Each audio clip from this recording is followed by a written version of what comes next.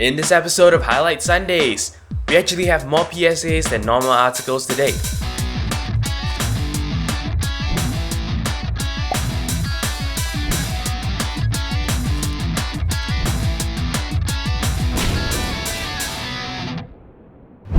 Hello and welcome back to Highlight Sundays. It is the 40th week of 2013 and here are your highlights. First, big news from Adobe this week. No, not the release of a new product. Instead, well, they've been hacked. This article comes from Ars Technica and is entitled Adobe Source Code and Customer Data Stolen in Sustained Network Hack. Now, this breach is huge in every possible way. Data belonging to nearly 3 million customers were compromised in this attack. This includes user IDs as well as encrypted passwords. What is scary is that this information includes billing information, which means names, encrypted credit or debit card numbers, as well as expiration dates.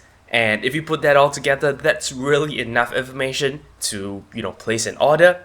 Of course, barring the fact that the credit or debit card numbers were actually encrypted, so you can't access them directly. But yeah, this is actually really huge. Now, with regard particularly to the billing information, the Chief Security Officer at Adobe has actually reassured people that, well, they've actually liaised with the banks to make sure that, this will cause minimal disruption. So hopefully this means that, measures are actually put in place to prevent, exploits in the actual monetary sense. But still, this is quite a big hit for Adobe, especially seeing as that the source code for their products was stolen as well. This of course means things like no more secrets, as well as, perhaps their future products will be easier to crack. So yeah, this is a huge blow for Adobe, but more importantly, if you have an Adobe account, make sure you change its password. And of course, if there are any other accounts that share the same password, it's advisable for you to change those too. So we haven't talked about the NSA today, so let us go ahead and do that. Today's article comes from Gizmodo and is entitled, Just How Advanced is the NSA's Decryption Tech? Now, this particular article actually has a huge video on it, and in this video they discuss things like the math behind encryption, as well as some of the measures in which the NSA actually takes to break this encryption. I think it'll give you a pretty good idea as to, what is possible and what is not just yet. So that in itself is an interesting read. Now, on the article itself, I also found a link to another article, also from Gizmodo and entitled, The NSA Can Beat Almost Any Type of Encryption. Now, the points covered in this article are things we have heard of before. I've actually covered some of these on this channel. And of course, this article discusses ways and means in which, the NSA can actually try and break encryption. So this article isn't all that important, it's a rehashing of the things we already know. Instead, there's actually a link on this page that brings us to a more interesting article, which comes from The Guardian. This article is entitled NSA Surveillance, A Guide to Remaining Secure. This article actually starts off covering the things we already know, like what NSA is doing. But what's more interesting is that towards the end of the article, they actually provide a bunch of tips as to how you might want to actually protect yourself from this spying. So they provide 5 tips. Some of these are actually pretty interesting that seem a little bit counterintuitive. For example, one of them is to actually use open source encryption software, not commercial ones. Now, this kind of goes against the intuition because, we feel that a commercial software was probably done better, was probably done with some secret technique up their sleeves. But as a matter of fact, these can be compromised by NSA. Don't forget that one of their techniques is to build backdoors into existing software. It is far less likely for them to actually do this to an open source software, seeing as that, you will be able to see it happening, which actually makes the open source software more reliable.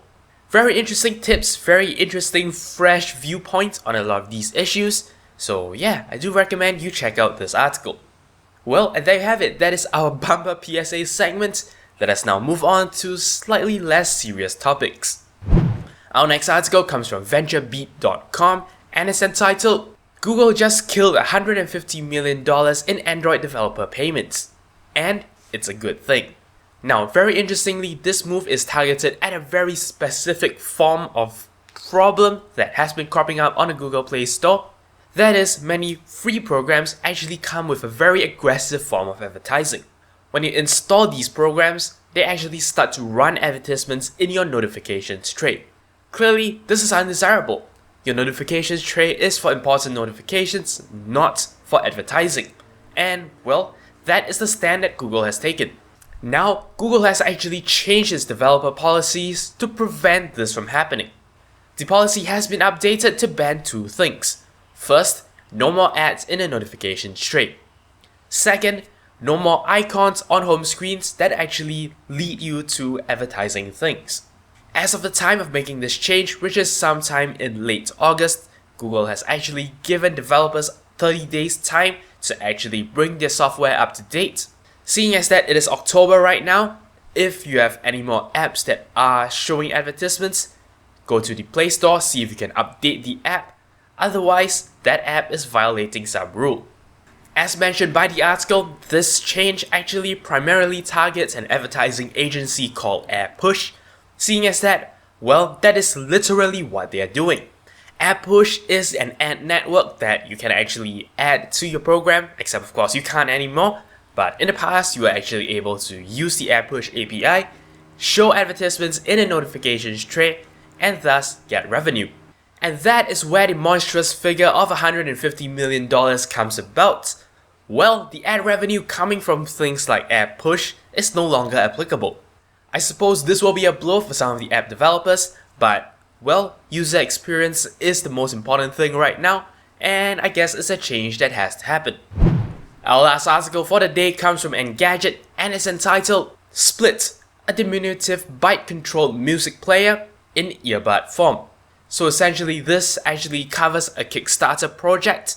The idea is this. Essentially, the product you're getting is just a pair of earbuds, just tiny little things that go right into your ears. However, what makes them particularly interesting is that, well, they are not just wireless earbuds, they are actually music players in and of themselves. What's particularly cool about this is the fact that you actually control things like, play, pause, forward, backward, by actually biting your teeth. According to the article, gestures like one bite to move on to the next track and 2 bites to change the volume are actually, some of the functionality that this device provides. This project is asking for $435,000 on Kickstarter. It currently only has about $33,000 and 26 days to go. So if you're interested to help crowdfund this project, do head down to the video description. You'll see a link to this article as well as the Kickstarter page for Split. And there you have it. That's all there is for this episode of Highlight Sundays. If you have any comments, queries, or suggestions, feel free to leave a comment in the comment section below. As always, don't forget to follow the official Twitter account for this channel at twitter.com/0612TV. As always, I appreciate every like, favorite, and subscription you give me. But until next time, you're watching 0612TV.